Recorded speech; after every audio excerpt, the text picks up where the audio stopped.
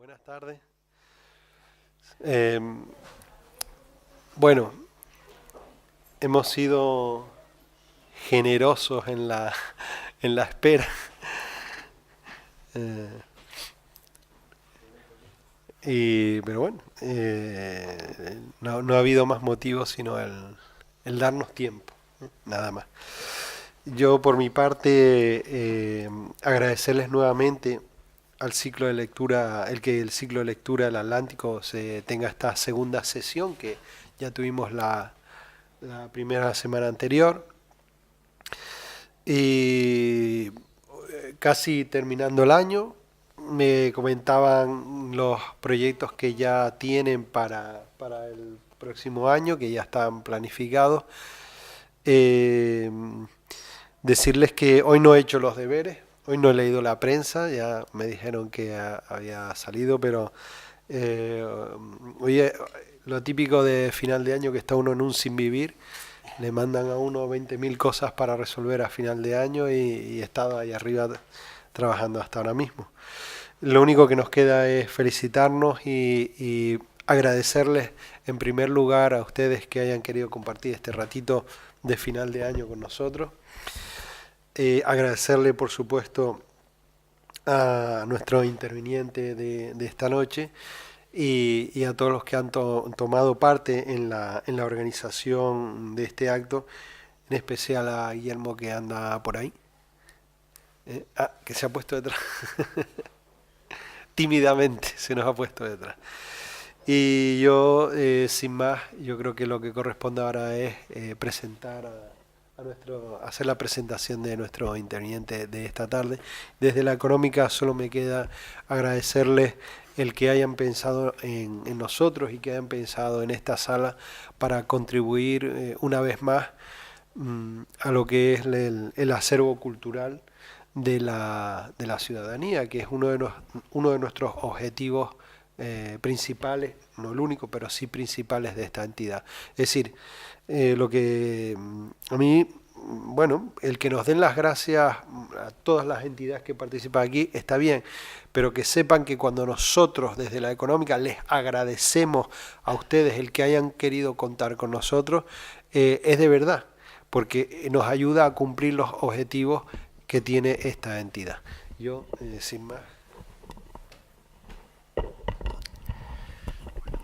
Buenas noches, gracias a todos por venir y gracias a la Sociedad Económica de Amigos del País de Tenerife por acoger las lecturas, a Guillermo de Jorge por la invitación y a David también por aceptarla, aunque sea indirectamente. Bueno, mi función aquí, aunque es verdad que Guillermo me había comentado previamente que iba a leer algo, bueno, digamos una especie de introducción bibliográfica a la obra de David y que iba a ser yo el que iba a exponer una especie de análisis. Intuyo que todos los que están aquí conocen bien la obra de David. En cualquier caso, por si hubiera alguno que no la conoce, decir que es poeta y que lo es en el sentido total del término y que es traductor, que también lo es, digamos, no solo del sueco, sino también, por ejemplo, ha traducido, por ejemplo, a Joan Margarit, un poema excelente de Margarit.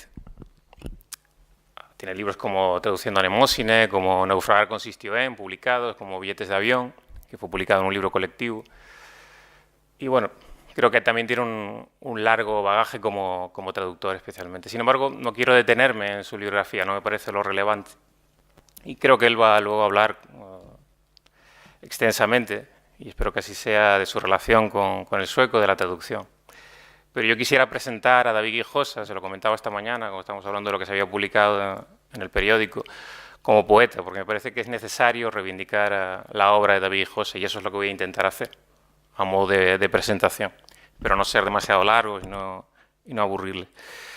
Hay un elemento, por ejemplo, que siempre que pienso en David me atrae, y esa es quizá una de las razones por las que he insistido en la obra de David. Presenté, por ejemplo, Naufragar consistió en, y he tenido la suerte de leer sus originales, creo que si no todos, casi todos, los que él ha tenido la cortesía de enviarme. Y para mí siempre ha representado algo, incluso estando muchas veces en desacuerdo con él, siendo muy crítico a veces con esos originales, y creo que él tiene esa virtud, la capacidad de que yo haya sido crítico con él y de él, al menos no enfadarse conmigo, lo cual no es muy común en el mundo de la literatura. Creo que es uno de los pocos que soporta mis opiniones. Quiero decir que me resulta muy sugerente su forma de entender la poesía, aunque estemos en líneas a veces totalmente distintas. Siempre encuentro en David una forma de entender el poema, de entrar en la realidad, de entrar en el lenguaje, de someter ciertos temas que, en primer lugar, no me parece que se doblegue fácilmente, en contra de lo que a veces algunos han pensado, ciertos lectores, sobre la obra de David. Y sobre todo creo que es una poesía que tiene una naturaleza crítica, profundamente crítica, con respecto sobre todo a los relatos, digamos, hegemónicos que se dan en la sociedad, o desde el punto de vista antropológico de los relatos visibles, públicos, que me parece la que siento una cercanía absoluta. Al menos desde el punto de vista no estético, pero sí desde el punto de vista de la reflexión.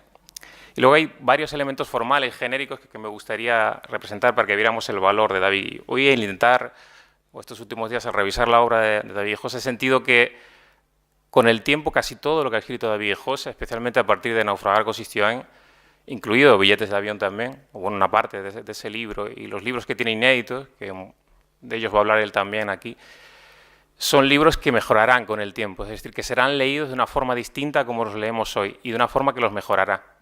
Por ejemplo, releyendo hoy Naufragar con Sistión, que es este libro, hay varias partes del libro que, en mi opinión, y recuerdo la presentación con John Bedford, la relectura ha ganado con el tiempo, y es algo muy extraño, es algo que no se suele dar muy habitualmente. Por ejemplo, el Album Sutik, que era una sección satírica del libro, un poco a la manera, digamos, secundaria, no fácilmente comprensible. Era una sátira, digamos, muy escondida, la que estaba ahí, casi diría en código interno, dentro del ámbito de la poesía española de aquel momento. Ha ganado muchísimo con el tiempo, me parece mucho más potente. La última sección, que era la que yo prefería, también ha sostenido bien el paso. Bueno, desde el punto de vista formal, por señalar algunas cosas que he ido anotando, creo que una de las cosas que me interesa de David desde el principio es que comprendió que la poesía que hay que escribir hoy tenía que ser una poesía que fuera contra los elementos más espesos, retóricos y gratuitos del uso del lenguaje poético, que es algo con lo que en general parece estar de acuerdo cierto tipo de poesía, pero no toda. Es decir, hay muchas corrientes estéticas, yo todo voy a hablar de individuos, de poetas, que creen que la palabra poética, tradicionalmente poética, es servible hoy, es usable hoy. Y yo pienso que no, que es exactamente todo lo contrario. Que si hay un camino que no podemos tomar ya como escritores, es precisamente aquel de las palabras que fueron falsamente poéticas, que se está totalmente anulado. Y creo que David entendió eso desde el principio. Y por lo tanto tiene una especie de antirretoricismo que es muy difícil de aceptar para quien no se acerca, o para quien se acerca por primera vez a la poesía, que es muy potente y que solo puede ganar con el tiempo. Y en eso me siento totalmente cercano a él. Y creo que él desde el principio fue bastante radical en ese uso, incluso aceptando, por ejemplo, yo cuando presenté Naufragar consistió en, hablé de coloquialismo, y creo que en ese libro se podía afirmar eso, pero creo que en los libros inéditos ya no se puede afirmar eso. Creo que ya es algo que va más allá y, por ejemplo, que lo enlaza con algunos de los mejores poetas actuales españoles, como Francisco Alba, que utiliza técnicas muy parecidas a las que utiliza él, y también con otro tipo de poetas, como un Charles Simic, por ejemplo. Otro elemento que me interesa mucho es entender, y ahí sí me siento totalmente cercano, que reflexivamente la poesía tiene que ser una incisión en la realidad, que tiene que percutir sobre los relatos hegemónicos, pero que tiene que generar su propio relato incómodo. Y eso es el elemento, digamos, irónico, crítico, que se subyace en toda la escritura de David. Digamos que David, por naturaleza, casi diría por instinto, me parece un escritor de ese tipo. Eso no significa que no tenga otros tonos. A veces tiene poemas amorosos y además es un autor que ha aceptado seguir muchos caminos. Pero en general la naturaleza de su escritura, incluso cuando elogia algo, cuando canta algo, tiene una naturaleza puramente crítica, en el mejor sentido. Es decir, sabe buscar las grietas de la realidad, sabe entrever aquello que está, digamos, después del muro, sabe llevarnos hasta allí, mostrarnos lo que está fuera del marco de pensamiento, aquello que no queremos ver, por razones de educación, por razones de uso de la cultura, que casi siempre, más que una fórmula empobrecedora, es una forma distorsionadora de la realidad, de nuestra comprensión de la realidad. Y bueno, quisiera, si me permiten, detenerme en esos tres libros, pero lo voy a hacer de forma breve. Cuando pienso de nuevo en la relectura que he hecho de Naufragar consistió en, Es verdad que lo que yo dije en aquel momento, no sé si David lo recuerda, yo dije que el libro era un poco como un poliedro. Yo fui muy crítico, recuerdo, con el libro, porque lo leí antes, pero lo presenté con gusto, porque sabía que había muchos poemas en el libro que se justificaban. Pero lo cierto, y te lo voy a decir, y no tiene nada que ver con esta presentación, que la relectura ha hecho que el libro mejore, con lo cual demuestra que en parte yo estaba equivocado y que en parte tú tenías... Por lo menos tuviste buenas intuiciones, y casi todas esas intuiciones tienen que ver con el uso retórico que haces con el lenguaje, es decir, el antirretoricismo de ese libro hace que el libro mejore con el tiempo. Mientras que casi siempre lo que envejece suele estar, digamos, demasiado formalizado, es demasiado espeso por el lado de la retórica. Por ejemplo, hay otro elemento que él también señalaba en ese libro y que me gustaría releer ahora. Cuando él hablaba de palabra vivida, tú utilizabas también una cita de un rapero, que es algo, por ejemplo, que tiene cierta influencia en tu escritura y en otros poetas actuales. Y el concepto de palabra vivida, para mí era una referencia, y creo que se veía de forma muy evidente en su obra, hacia cierto antiintelectualismo. O por lo menos yo quiero verlo así, y me encantaría discutirlo con él. Eso no significa que el autor no tenga la capacidad intelectual de reflexionar. David, yo diría casi todo lo contrario, puede estar reflexionando durante horas sobre su obra, sobre la ajena. Es decir, no es eso, sino que su obra no pretende ser intelectualista a la manera en que, por ejemplo, defendieron Valéry o Ortega en su momento. Es decir, un arte deshumanizado, por utilizar un tema clásico. Pero lo voy a llevar, por ejemplo, a autores que yo creo que le influyeron a él en aquel momento en la escritura de Naufragar, o por lo menos que yo notaba cercanos como influencias, Ashbery, Ginsberg.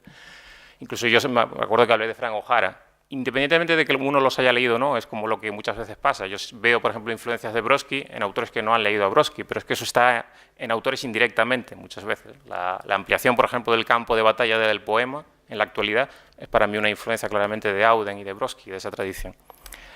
Y eso no significa que necesariamente lo hayas leído directamente.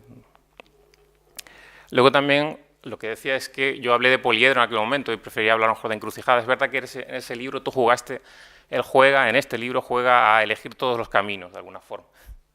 Decide que no va a haber un tono, que no va a haber una sola mirada, lo cual en principio podría ser bueno, sino que va a haber, digamos, secciones ajenas entre sí. Cada una de ellas podría ser un libro distinto. Una sección satírica, una sección experimental, una sección más desgarradora, más existencialista, diría yo, etc. Y eso, en principio, no ha perdido al libro con el paso del tiempo. Yo recuerdo el momento, por ejemplo, en el que leí ese libro y me convencí del talento de David Hinojosa. Ya se lo señalé en aquel momento, que era You Thought What Is Not. Ese poema especialmente, y hay un momento en ese poema y la estructura del poema, me pareció el ejemplo natural de un autor de talento. Y creo que eso, el paso de los años y leyendo otros libros, me ha demostrado que es así. Al principio parece que hace un encomio. Luego, si quieres, puedes leer el poema. Una especie de encomio, como si buscara en ciertos símbolos algo. Luego se puede interpretar que el poema tiene una lectura irónica, subterránea con respecto a aquello que está citando, ¿no? A la América profunda, etc. ¿no? Está hablando del blues y de los elementos, digamos, simbólicos relacionados con eso. Pero al final del poema hace un giro asombroso, muy extraño, por lo menos imprevisible en la obra para mí de David Hinojosa, yo no lo había visto antes, pero que para mí es uno de los momentos esenciales de un poeta, que se lo llamo el estremecimiento en el que uno se dirige hacia sí mismo y se autocritica, hace una especie casi de self-deprecation, de reírse de uno mismo, y sobre todo de reconocer que no existen certezas posibles. Es en el momento en el que el poema se abre y la obra de David Hinojosa para mí se abre definitivamente. Y es cuando dice, no sabes escuchar, no sabes recoger la memoria en tu oído, ese tú en el fondo es un yo. Y paradójicamente es entonces cuando estás más cerca de comprender algo, justo cuando se acaba la certeza. Fijaros que esos versos, de comprender algo justo cuando se acaba la certeza, podría encontrar ahora por lo menos 4 o 5 similitudes de autores contemporáneos, más o menos de la edad de David o de la mía, que utilizan versos muy parecidos, cercanos, por lo menos aquello que quieren decir. Estoy recordando, por ejemplo, El abuelo de López Vega, que es un poema que se cierra así, ciertos poemas de Jordi XII, que son ajenos totalmente a la estética de David, pero que, digamos, contienen una misma línea de reflexión. Ese momento en el que comprendes que ya no existe una certeza posible, es quizá uno de los síntomas naturales de la desorientación existencial de nuestro tiempo. Y lo que hace la poesía es generar ese estremecimiento y ese cuestionamiento también. Y en aquel momento recuerdo que lo relacioné con Chestov, no sé si lo... En aquella época hacía ese tipo de referencias un poco absurdas, ¿no? Donde la única certeza es que no existe ninguna certeza, ¿no? Decía Chestov. Pero bueno, quizá la lectura con la que yo me quedo de Naufragar con Stistioen es que por primera vez David y buena parte, digamos, de la obra de David entra en lo que yo llamaríamos la realidad como una fábula, casi como una alucinación. Y ahí sí que me siento totalmente cercano a esa literatura. Mientras, digamos, la poesía de David, o la poesía de un autor, no abandone ese escenario, para mí por lo menos genera ya ese interés. La realidad vista como una alucinación, como un lugar donde no es posible la verdad, pero donde tampoco cualquier mentira es admisible. Bueno, recuerdo que aquel día y también en una conferencia en Santa Cruz dije, definiendo de forma genérica, recuerdo que nos reímos mucho con eso, yo decía que David, en sentido genérico, no solo por sus poemas, es una especie de homicidio, yo decía homicida de la sugerencia, decía yo, ¿no? De asesino de la sugerencia, por los elementos irónicos que hay, por las dobles lecturas que admite, porque a veces, por ejemplo, hace ciertos juegos que me gustan mucho, que no sé, bueno, hay muchas lecturas, digamos, de origen de esos juegos, pero no vamos a hacer... Vamos a buscar orígenes, sino simplemente a entender que a veces, por ejemplo, en ciertos libros, Volvemos en breve, creo que sucede eso, se vuelve muy descarado, muy provocativo, hace una especie de publicidad, digamos, publicidad poética, digámoslo así, que va contra el poema, contra la naturaleza misma de la poesía, pero que para mí funciona. Es uno de los juegos, por ejemplo, que funcionan, precisamente como contrapunto. Es verdad que a veces es difícil leer esos poemas la forma natural en que solemos leer la poesía. Pero creo que eso forma parte del juego de David. Y si eres capaz de entrar, digamos, en ese juego, el libro ya se convierte en otra cosa. Bueno, y es cierto, creo que sigo pensando lo mismo. Sigo pensando que la mayor virtud, digamos, desde el punto de vista de la escritura de David, sigue siendo la sugerencia. Es decir, en el momento en el que cualquier escritor establece una tesis o la defiende excesivamente, creo que su obra abandona la conjetura, que es el estadio natural de la literatura, y se convierte en algo insoportable. Y David comprendió eso desde el principio. Eso no le impide a veces lanzar ciertos eslóganes, pero siempre se interpretan irónicamente. Por lo menos yo tiendo a interpretarlos así. De todas formas, me encantaría que lo pudiéramos discutir luego con él o con vosotros, que estuvierais en desacuerdo. A mí me encanta que estén en desacuerdo, por lo menos. Volvemos en breve, que es un libro inédito y eso tiene cierta dificultad.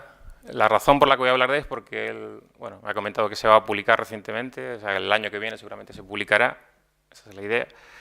Y aquí voy a hacer un inciso. Cuando yo leí este libro por primera vez tenía 49 páginas, contenía dentro lo que luego se llamó Tiempo sin detener, no te importa que lo comente. Bueno, es decir, era, digamos, algo que se estaba gestando todavía.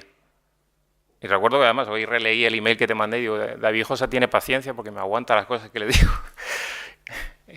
Tiene paciencia porque yo lo que le venía a decir es que Tiempo sin detener, digamos, perdón, Volvemos en breve, me parecía un libro admisible, pero que la parte final, lo que yo Volvemos en breve, a mí me parece el libro por excelencia de David, por lo menos de lo que yo he leído de David. Me parece que ahí encuentra su voz de forma, si no definitiva, por lo menos totalmente sólida. Pero bueno, Volvemos en breve, en la relectura que hice hoy, y el libro que él me envió hace unos días es totalmente distinto, es mucho más amplio, mucho más extenso, con mucho más juegos, etc.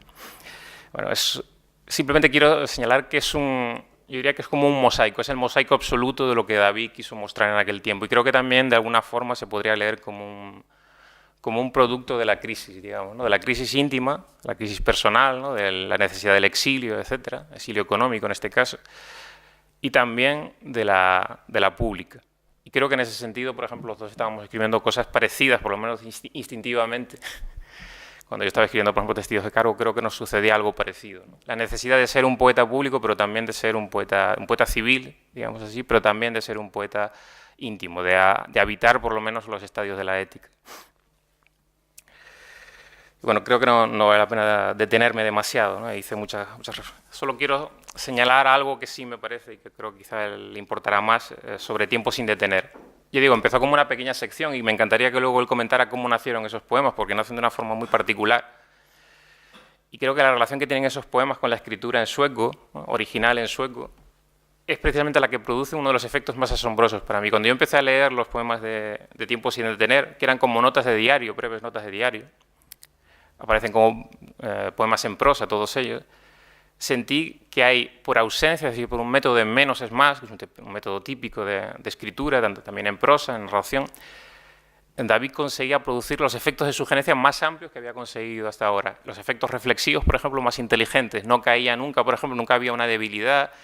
Si quería ser irónico, era mucho más, digamos, perfilado. Estaba mucho más afilado todo en esos textos. Y quizá tenga que ver con eso, con que consiguió producir un efecto en la escritura que no es un efecto típico en español. Y, por ejemplo, yo recuerdo de comentarlo con él, que a veces yo tuve esa sensación, por ejemplo, leyendo a ciertos autores en lenguas ajenas a su lengua natural, por ejemplo, leyendo en italiano, ¿no?, o en inglés. Ese tipo de hechos producen a veces ese efecto, y en el caso de él creo que tiene ese origen, al menos. Luego también empieza a ser en ese libro un observador distanciado de la realidad. Es decir, está dentro de la realidad, es parte de ella, la observa, pero empieza a distanciarse. Y esa distancia es uno de los elementos esenciales, por ejemplo, de la poesía contemporánea para mí. Y automáticamente lo relacioné con Charles Simic, que él se definía a sí mismo como un recolector de objetos, y lo relacioné con un poeta que no sé si él conoce, pero que a mí me fascina, que es Abbas Beydoun. En español se conoce un volumen que contiene a su vez 3 libros, Un minuto de retraso sobre lo real, y que me parece asombroso. Incluso muchos de los temas que él trata, directo e indirectamente, en el libro están en Beydoun, están en Simic. Es decir, es como si David ahí hubiera encontrado, digamos, de forma instintiva casi, el tema central de la poesía de hoy en día, que es la observación de la realidad tal y como es, con una especie de distancia crítica. Esos dos elementos no le impiden ni que sea diario, ni contar, digamos, si lo necesita, hacer un canto hacia ciertos elementos, hacia las personas que observa, porque hay a veces, incluso diría, ternura en esos retratos. No le impide que indirectamente en el mismo poema haya también una crítica cultural, que se da también en otros poemas, por ejemplo, hacia la cultura sueca, ¿no?, que se puede elogiar y criticar fácilmente en el mismo poema, digámoslo así, la eficiencia sueca, por ejemplo. Bueno. Al final, después de hacer así este repaso, y perdónenme que haya sido tan ligero, me hice una pregunta que creo yo es la que vale en este momento. Lo he hablado muchas veces con David y creo que si existe alguna razón para hacer una presentación de este tipo, para que David lea y para darlo a conocer de alguna forma, para defenderlo, que es lo que yo estoy haciendo aquí. Creo que tiene que ver con la necesidad, es decir, preguntarme si, por ejemplo, cuando yo defiendo a Francisco Alba o cuando he defendido la poesía de López Vega o de Erika Martínez o de otros autores, ¿cuál es la justificación? Y creo que hay dos esenciales. Una de ellas es que, primero, cualquiera de esos poetas que he señalado, que me parecen poetas excepcionales, no son mejores que David Guijosa, por ejemplo. Es decir, desde el punto de vista de la altura poética no me parece que sea mejor, independientemente de la fortuna editorial, de las críticas que reciba, etc. Y estaría dispuesto a defender eso, como he defendido, por ejemplo, eso ante Francisco Alba, que tampoco es un poeta, aunque quizá haya tenido algo más de fortuna editorial, un poeta que no ha sido, digamos, ha recibido demasiadas críticas, que no suele recibir, digamos, demasiada atención crítica, pero que me parece de los 2 o 3 mejores poetas vivos que hay en este país. Y creo que David Guijosa no es peor que ninguno de ellos. Y creo que puedo defender, digamos, que lo defiendo con lo que escribe. Es decir, que se sostiene en su propia poesía. Eso. Y creo que el futuro, eso espero, me vaya dando la razón poco a poco, de que otros lectores se sumen a ese juego. Creo que en buena parte en su poesía se cifra lo que somos en nuestro tiempo y se cifra de la forma más inteligente posible, que no es una forma cómoda. Que lo que está haciendo David, digamos, es intentar reinterpretarnos cuestionándose a sí mismo y cuestionando nuestra realidad. Y si existe alguna función para la literatura y para la filosofía, es esa, su función de cuestionamiento, no su función de tesis. Y que, sin quererlo a veces y otras veces de forma totalmente premeditada, va encontrando nuevos caminos. Es decir, David tiene la virtud de arriesgar en la poesía y esa es una virtud que tiene contrapartidas a veces no siempre positivas. Y yo lo que espero es que siga arriesgando, porque yo seguiré por lo menos disfrutando como lector de esos riesgos y obteniendo sugerencias y aprendizaje. Y bueno, eso sería más o menos la introducción.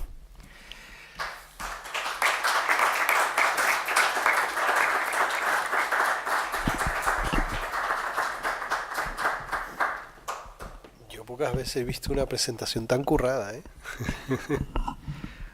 Bueno, hola, ¿qué tal? Buenas noches. Yo quiero dar las gracias a la Sociedad Económica de Amigos del País, a la Real Sociedad Económica, por prestarnos el espacio y permitirme leer aquí, y a Bruno por hacer una presentación tan amable de mi poesía.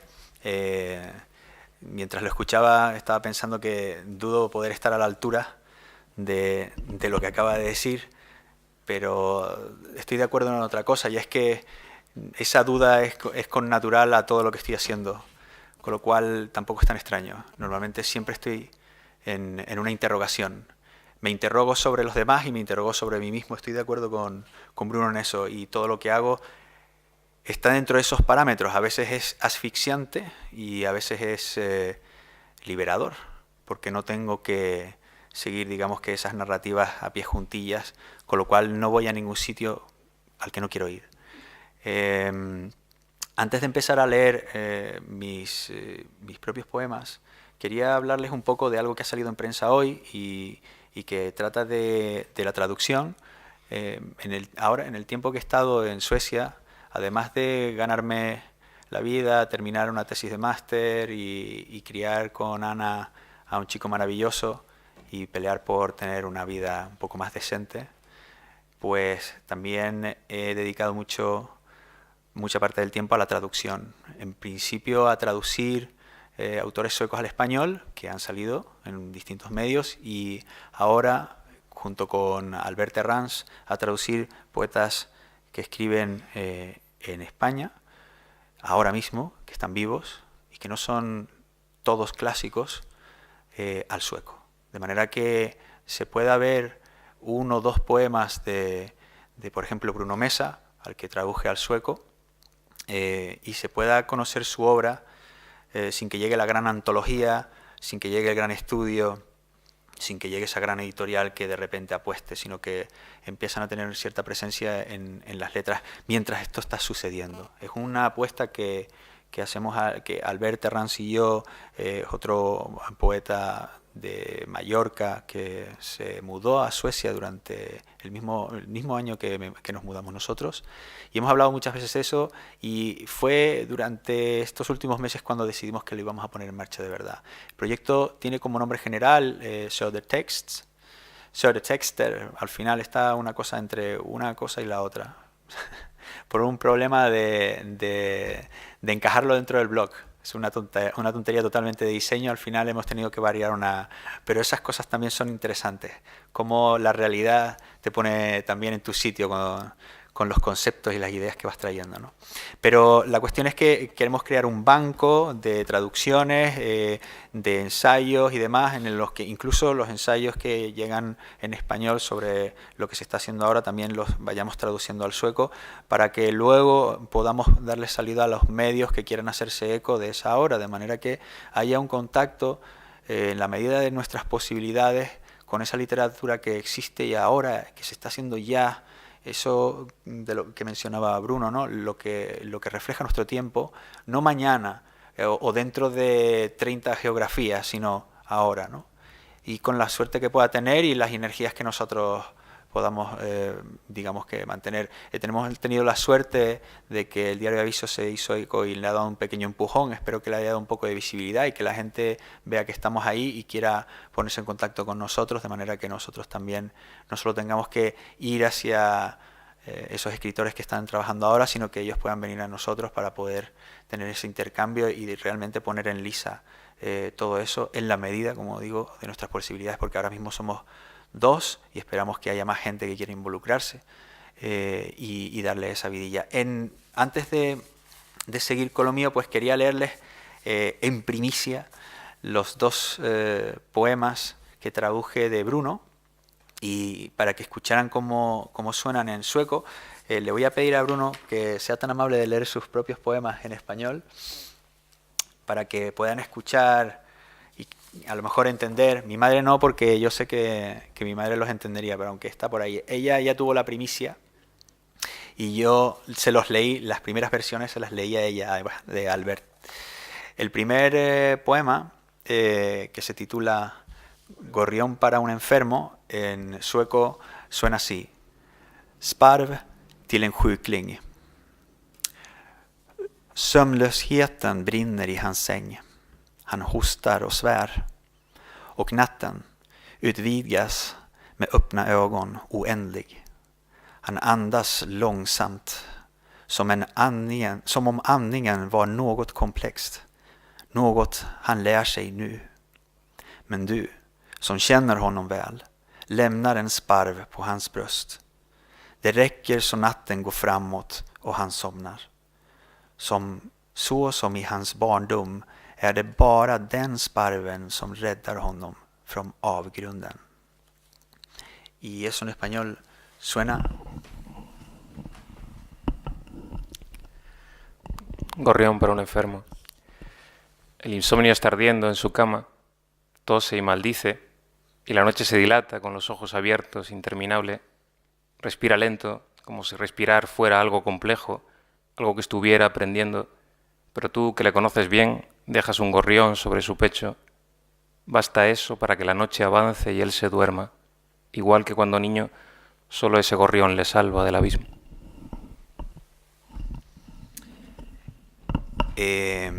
La razón de que Bruno fuera de los primeros que se ha traducido es porque tenemos que tener un contacto con los autores para poder resolver dudas, y luego necesitamos también resolver la cuestión de los derechos, porque eso es lo que nos piden las publicaciones en Suecia. Y entonces resultaba muy sencillo contactar con Bruno, que además tiene una obra muy potente, y poder hablar y establecer ese diálogo fácilmente y tener ya un comienzo. O sea que esa es una de las por suerte, entre los contactos tenemos un poeta de la talla de Bruno, y por eso podemos empezar con él. Y ya les digo que esa visibilidad es necesaria para ese proyecto, para que se pueda establecer ese diálogo. El segundo poema se llama Éxodo, ¿verdad? Y en su versión en sueco suena así. Folkvandring. De hoppas på att kunna vila i denna kusten som en ursinnig vind räfsar. De vill stillheten av våra avstjälpningsplatserna, hjärtattackarnas sjögång och en sol av öl som rinner över gapande avenyer. Lyxen i vår avfall är deras paradis, och även om deras föräldrar säljer ryggen i förorternas lager, det kommer inte att stoppa flykten. De som ser ordning i vår massaker, en fred konsoliderad i slaget. Vi har allt, men inte deras blick, som är kanske det enda vi kan nå.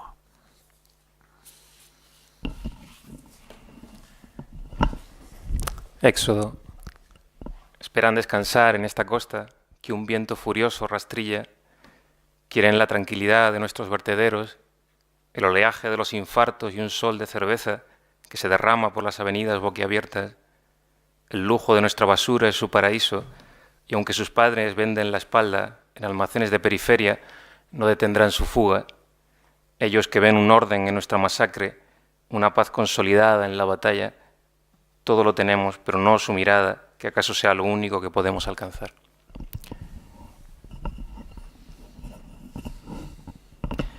Muchas gracias. Les agradezco que hayan tenido la paciencia de escuchar este pequeño inciso sobre el proyecto del que les hablaba. Gracias por leer tus poemas para apoyar la traducción. Siempre es un lujo poder tener una lectura en la que el traductor puede leer junto con el autor. Yo ahora les voy a hablar un poco de Naufragar consistió en y por qué estamos, o por qué les propongo una revisitación del libro, y por qué les voy a leer luego. Volvemos en breve. Naufragar consistió en es un poemario, es un libro con poemas. Son muchos poemarios juntos, más que un poemario solo. Naufragar consistió en es el título del libro, pero también es el título de un poema. Un poema que aparece a modo de introducción en la nota del autor, y cada verso de ese poema es una sección del libro que se va abriendo y que va encontrando su camino. Y ese es el juego que yo quería plantear, un poco la lectura de lecturas, los caleidoscopios, y sobre todo porque este poemario responde a distintas facetas de mi vida, distintas búsquedas formales, distintas manías poéticas, cosas de las que me iba desembarazando, cosas que luego fui acarreando conmigo más adelante. Y creo que es una creo que es un compendio bonito para mí, de manera íntima, y espero que sea un juego interesante para el lector que no conoce mi intimidad y que pueda a lo mejor atisbar algo aquí. Yo intento sugerir, como dice Bruno, estoy de acuerdo con él, a veces, otras veces intento provocar, y provocar sobre todo la reflexión, el hecho de que yo no tengo una respuesta y no entiendo cómo los demás pueden tenerla. El sentido de que yo, por ejemplo, utilice las minúsculas es porque no concibo que un discurso pueda empezar con mayúsculas, porque yo no tengo nada con lo que empezar a hablar. Yo me vengo de un discurso anterior y volveré a un discurso que seguirá después de mí, y por eso esas minúsculas. Por ejemplo, los signos de interrogación que se abren pero no se cierran, es porque la pregunta está abierta, pero la respuesta, ¿dónde se cierra esa pregunta? ¿Y dónde está la respuesta? Yo puedo exclamar algo, pero muchas veces esa exclamación se pierde entre todas las otras voces. Eso es un poco, desde el punto de vista formal, las ideas que yo manejo cuando tengo eso, que no son simplemente una provocación estética, sino que tienen un sentido íntimo e intrínseco en lo que yo estoy haciendo. A veces se entienden como una especie de moda, y he recibido esa clase de críticas y me parece estupendo. Y me gustaría que algún día también esos lectores pudieran leer más allá, interrogarse como yo me interrogo. Y es verdad que a veces esta interrogación pues no logro reflejarla. Voy a leerles algunos poemas de este poemario, o de este compendio de poemarios. Uno que aparece en la sección que se denomina La sirena que no me ahogó en la arena del tiempo, que es la sección como más lírica o más amorosa, como quieran llamarlo. Y dice así: buscar tus labios, es oscilar en el tiempo de besar el abismo, deshacer los átomos del cuerpo para rehacerlos en tu caricia.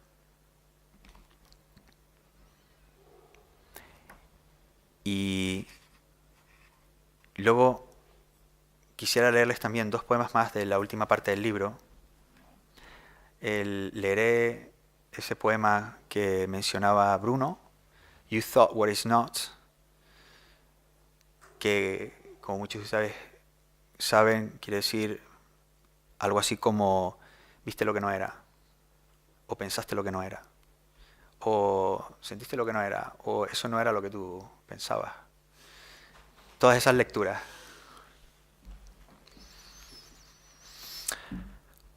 Los instrumentos arrastran los heraldos. La épica confusa se arredra entre tus dientes. Todo es cierto. Eres un intruso. No logras comprender. Hierras tu imaginación en la semántica de esta pieza para clamor de familia aplastada. Algodón roto danzando el fuego de los diablos. Eslabón perdido en las galeras infestadas de muerte. Oh, pero sientes la fuerza. Sientes la fuerza de este son que percusiona los tejidos. Piensas en el Cadillac que has visto en fotos, en un negro de acento sureño hablando gallinas decapitadas, en su sonrisa de aire exótico. El humo púrpura y venenoso de un cigarrillo barato. Compras su música creyendo que puedes robar la magia de New Orleans y respirar tranquilo, pero al otro lado nada se inmuta. Tan solo cae una fina lluvia que espesa el calor. No sabes escuchar, no sabes recoger la memoria en tu oído. Y paradójicamente es entonces cuando estás más cerca de comprender algo, justo cuando se acaba la certeza.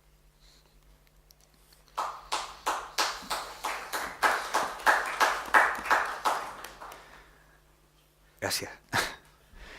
El poema con el que más me identifico de este libro, al pasar los años, uno es este, que es el Track 3, y el otro es este otro, Track 2. Los dos están uno al lado del otro, curiosamente. Con los años ha sido esa identificación. En su momento no los veía de esta manera, pero la vida te da nuevos ojos cada poco, ¿no? Y así, pues, volviendo a leer este libro, el Track 2 sí que fue un poema que significó mucho en aquel momento cuando se hizo este libro, y ahora también, pero el Track 3 es un poema que para mí ha ido creciendo con el tiempo.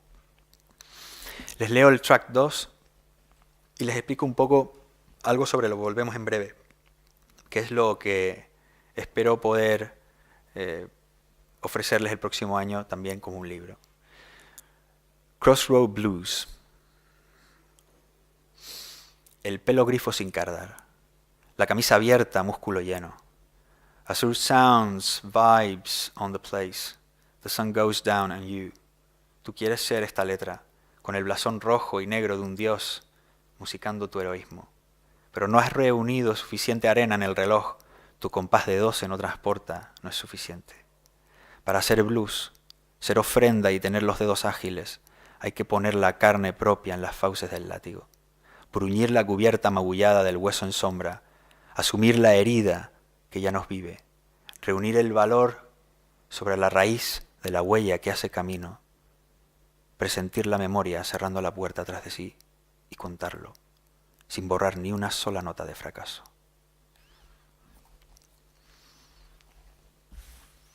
Bueno, esto es un poemario, o esto es un compendio de poemarios, un libro poliédrico, varios poemarios en uno, de un señor que estaba empezando a darle, digamos, al clavo y utilizando distintas herramientas, a veces un martillo, a veces otras cosas, no se sabía, una piedra, y digamos que haciendo sus pequeñas intentonas, ¿no? Las mismas intentonas que sigo haciendo hoy en día. Claro que me gusta arriesgar porque no conozco otro método de escribir, pero no porque yo sea más inteligente o sea más audaz, sino porque es que tampoco tengo, no tengo una respuesta, quiero decir, no tengo una fórmula. Y a veces cuando no me arriesgo, pues tengo gente como Bruno, o gente como John, o otra gente que me da un pequeño cogotazo y me dice, ¿qué estás haciendo? ¿Qué es esto? ¿Qué estás repitiendo? ¿Dónde intentas esconderte, no? Y la verdad es que claro que asumo las críticas, porque sería suicida no asumirlas, ¿no? Es la crítica la que te pone un poco en situación muchas veces. Y sin ella lo único que existe son los halagos y al final la nada. Entre otras cosas, porque la nada vamos a llegar todos, pero llegar así me resulta un poco triste. Volvemos en breve, es un poemario que ha ido creciendo con el tiempo, que primero se llamó una cosa, luego se llamó otra, que quería ser sobre todo este título. Volvemos en breve. Volvemos en breve porque es una ironía sobre aquel que no va a volver en breve, ¿no? Es que no. Pero además, porque es una fórmula televisiva que me encantaba, ¿no? Porque tampoco volvía en breve, porque volvemos en breve, eran 3 minutos de publicidad, luego 5, luego 7, luego 8, luego 9 y al final, ¿no? Estabas allí sentado delante de la pantalla, aquello no volvía nunca. ¿Y a volver a qué, no? Luego estaba el volver a qué.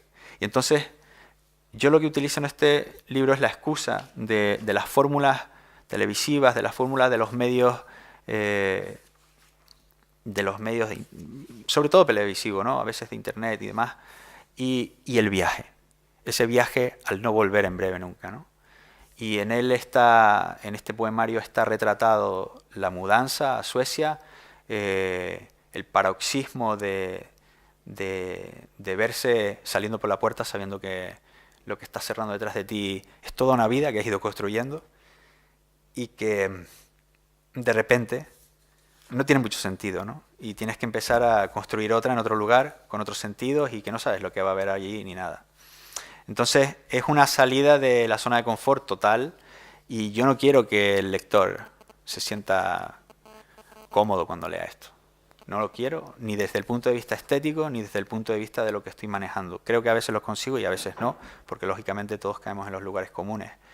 Pero he intentado de manera muy explícita, o digamos que adrede, como se dice, no ofrecer un lugar donde todos podamos decir el kumbaya, ¿no?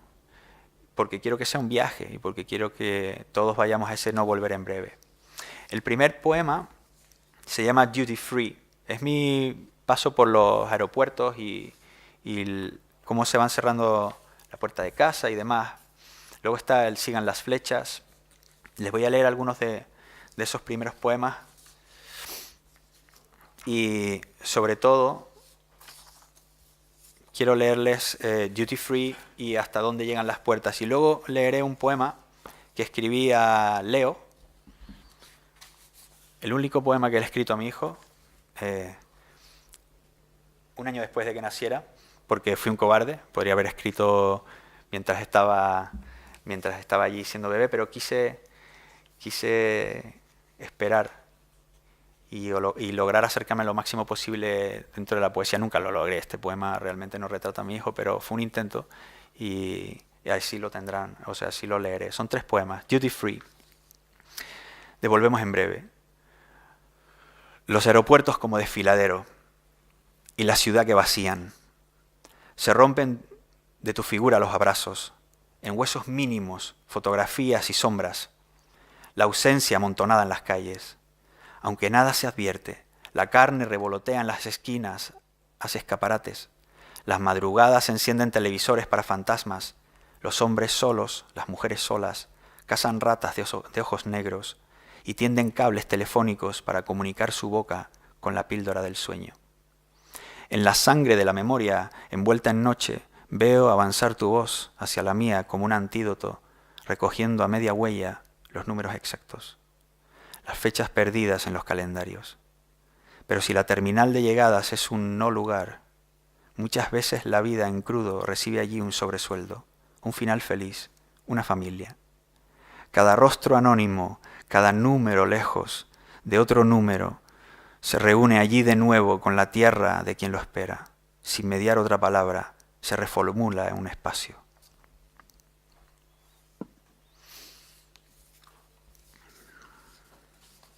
Bien.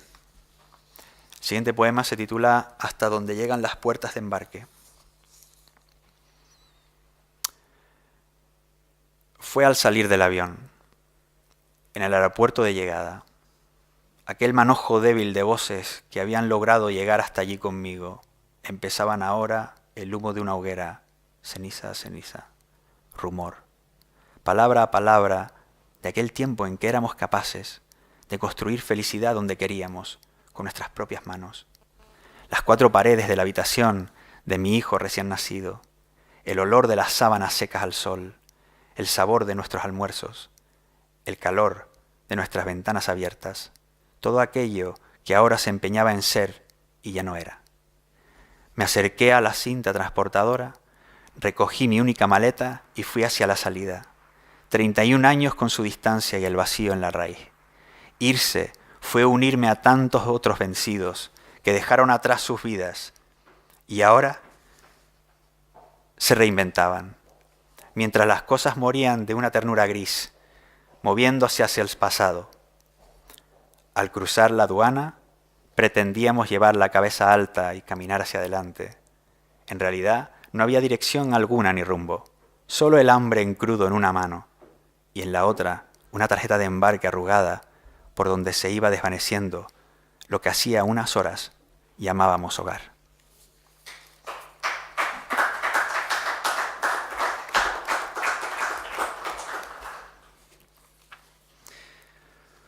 Bueno, les voy a leer, sigan las flechas, porque son 3 que van juntos y el pequeño de Leo y termino por hoy. Sigan las flechas porque todo el mundo ha ido a IKEA, creo, ¿no? ¿O sabe cómo funciona IKEA?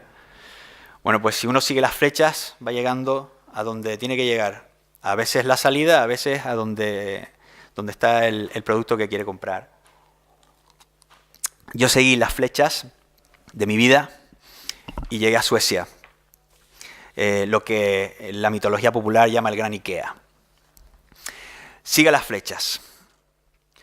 Acorralado entre objetos, en el triaje necesario al despedirse de todo, el último día se va a complicar con un Johnny Cash interpretando Hurt, ronco y desconchado.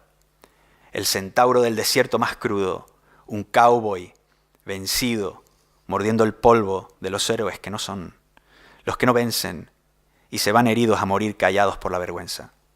Dinero y clavos de 9 pulgadas, ahora toda voz es a destiempo, ahora que urgen los desvanes, sin otro significado que una puerta cerrada, solo el silencio, solo el silencio, el cese definitivo de un lugar.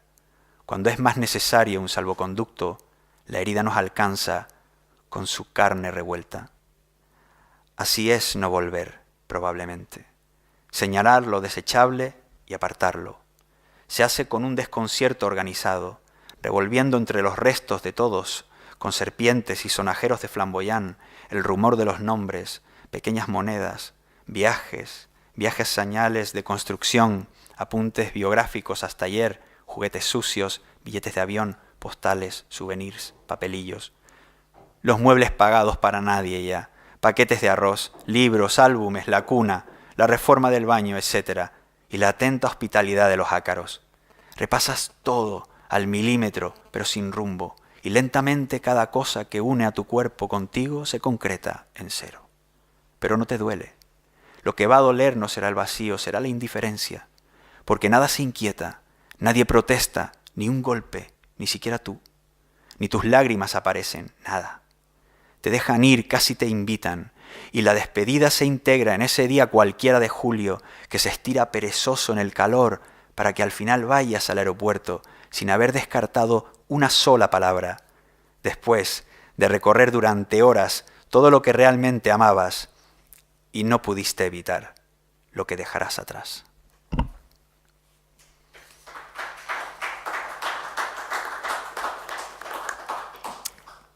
Bueno, y este es el poema que le escribí a Leo cuando él tenía un añito, que tiene un título en alemán que dice así: Die Rose ist ohne Warum, que significa la rosa sin por qué. A Leo. Peregrinan hacia las rosas los recién nacidos, sin por qué. El amor florece en ellos el camino. Visten el trigo de los cultivos, la avena, los huertos. Deslizan alas y dedos con palabras a cielo entero. Llevan en su anatomía las nubes, sus cintos como trozos pequeños de un dios sobrevolando el mundo. Muchas gracias por escucharme.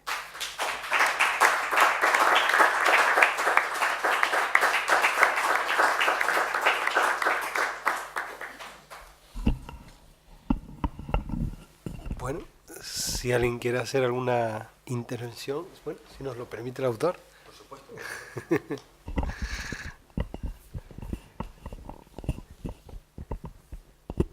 Sí. Quería aprovechar que estamos en la presentación de un libro que tiene 8 años ya y que nos da la ocasión muy interesante, me parece, de pedirle al autor que mire hacia atrás y recorra desde ese momento hasta lo que escribe hoy en día y nos diga, si puede ser, esos caminos que decidiste tomar, esos road takens, no road not takens, para un poco llegar a donde estás hoy. ¿Qué dice? Hay muchos temas que sí me gustaría hablar contigo, pero esa es una pregunta, ¿no? Y es posible que haga ese análisis y ese comentario desde tu punto de vista, que me parece interesante, no desde el nuestro. Pero quiero aprovechar también decirle a Bruno que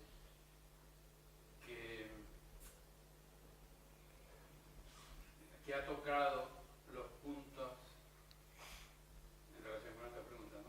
Los puntos que se mantienen, que te definen como escritor desde su punto de vista y comparto muchos de ellos. Lo interesante creo que sería ver precisamente lo que tú has decidido dejar a un lado, o que el camino que has tomado en tu escritura, que ha ido variando indudablemente en estos últimos 8 años, por qué has dejado ciertas cosas de lado y cómo te has reafirmado en unos nuevos caminos que estás siguiendo. Bueno, yo el tema de tener que irme a Suecia me puso en contacto con una cultura, la sueca, y un idioma que estaba en mí, en mi familia y demás, pero con una distancia. Me puso en contacto con una cuestión que es la de no tener una raíz, ¿no? Naufragar consistió en... Es el libro de una persona que ha trabajado durante el tiempo que ha estado viviendo y reflexionando y compartiendo espacio con los demás y tiempo, ha estado trabajando por montar algo que se parezca a una raíz, un lugar.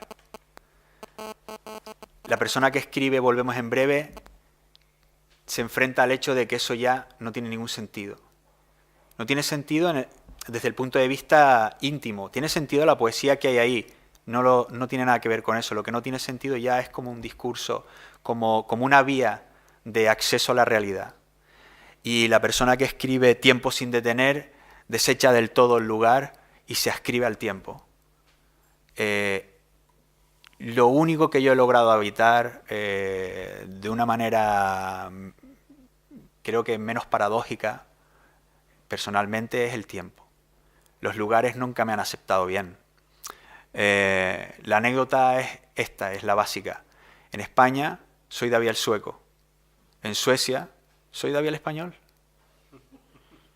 Nunca tengo una identidad facilitada. Con lo cual mi poesía no puede ser una poesía de identidad clara ni de rotundas narrativas, porque eso sería como negar lo que es mi propia experiencia. Es decir, yo no voy a encajar, yo encajo en mi familia es mi tiempo, pero dentro de mi familia yo no necesito un lugar, mi lugar son ellos y el tiempo que comparto con ellos. Esa es la cuestión, ¿no?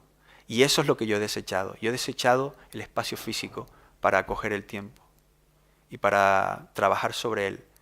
Y sabiendo que el tiempo es finito dentro de mi propia experiencia, que el tiempo es variable, entendiendo que el niño de 7 años que yo era biológicamente ya no tiene nada que ver conmigo porque he mudado todas las células, incluso mi cerebro ya no es el mismo que de entonces, hay algunas ideas, algunas conexiones que están igual, la memoria me ha jugado sus juegos interesantes, yo con trozos he montado mi propia historia personal y de esa memoria que yo creo tener de aquellos años, no es más que un relato que yo me cuento ahora, que tengo 35, ¿no?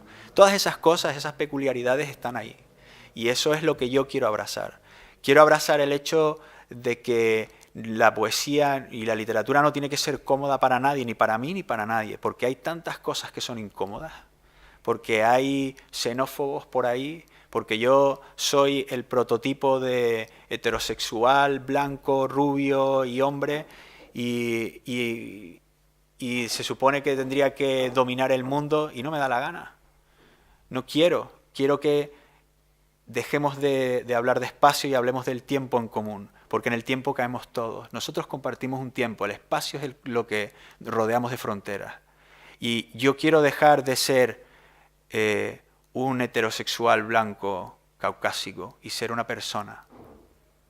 Y esa persona es la que escribe, porque yo quiero estar en contacto con todos los demás que son su búsqueda y que no han tenido, digamos, mi posesión. Yo he tenido una posición sencilla en unos aspectos y en otras no. Pero creo que la gente que se posiciona en lugares lo hace por comodidad, por miedo, por la comodidad que yo quisiera buscar. Yo es que no he podido estar allí. Yo no soy más valiente que los demás. Simplemente es que mi vida me ha puesto allí y en vez de pelear a la contra, he decidido aceptar ciertas cosas y mantenerme en ellas, ¿no? Y entonces creo que hay muchos discursos que explorar, hay muchos momentos que compartir y creo que lo que a mí me ha restringido ha sido el espacio físico, pero no el tiempo. Y por eso ahora estoy allí. No porque esa sea la respuesta, es la respuesta que yo me doy ahora. Sigue abierta la interrogación. Yo me estoy dando estas respuestas a media boca, ¿no? Lo digo así con vehemencia, porque si no estaría deprimido, imagínate, ¿no? Tengo que tener me pongo aquí, me sostengo sobre esta plataforma, pero como dice Bruno, yo tengo los oídos abiertos, los ojos abiertos y escucho lo que los demás me dicen, porque no tengo la verdad absoluta y porque no pretendo tenerla nunca, y necesito a todos los demás. Me gustan los proyectos en común porque me gusta compartir mi tiempo con los demás. No me importa que la gente no esté de acuerdo conmigo. De hecho, en la confrontación hay un buen diálogo muchas veces, mientras se mantenga en un debate en el que no se intente destruir al otro. A eso sí soy radicalmente opuesto. pero nada más. Por eso ahora es el tiempo sin detener, el volvemos en breve y ya no es un naufragio. Un naufragio es un lugar y el tiempo sin detener es donde yo me ascribo. De hecho, he dejado de escribir en español y escribo en sueco ahora, para poder encontrarme allí también, en ese tiempo, que es el que estoy viviendo ahora. Es lo honesto, dentro de lo que cabe. Espero haber respondido un poco a lo que... Bueno, yo te veo realmente como lo que más me interesa realmente de tu poesía es, y está relacionado con lo que acabas de decir, es tu visión. Tú eres un poeta con una visión muy personal y que lucha, ¿no? El acto de intentar acercarte a la realidad que te circunda, cuando vivías aquí y ahora que estás en Suecia, tiene esas dos fases de mirar. Tú tienes la curiosidad para mirar, pero más importante que mirar es ver. Y esas son las epifanías que a mí me llaman la atención y me hacen pensar cuando leo tus textos, son esas pequeñas epifanías de cómo logras ver algo que es cotidiano, luchar con el lenguaje y llevarlo a la página de tal manera que haga reverberar en mí algo parecido a lo que tú ves y lo que sientes, y algo personal mío en ese momento. Y esa unión en esa lectura y en esa imagen, en ese pensamiento, no siempre son las imágenes, sino los pensamientos también, es lo que me hace considerarte como un buen poeta. Yo creo que lo es. Sin embargo, tengo que decir que eso es más gracias al lector que a mí. Eso que tú propones, yo te lo agradezco, pero no es algo que yo consiga voluntariamente. Yo tengo mi lucha con el texto, mi trabajo, mi relación con el texto, y tengo la suerte, en este caso, de que tú conectes con él, y me alegro de poder darte algo, pero nunca estoy seguro, cuando he terminado de escribir algo, de que eso vaya a ser así. Pero en esa certeza es lo que me hace seguir trabajando para buscar eso que no creo conseguir nunca, ¿no? Y yo creo que en eso radica la belleza de seguir, y en eso está la necesidad de que necesite seguir escribiendo, porque no he encontrado, el día que encuentre la respuesta, probablemente ya no escribiré más. Por ego, por lo que sea, pero el día que yo esté sentado en mi casa y diga, era esto, pues me iré a hacer otra cosa seguro. Gracias. Esperemos.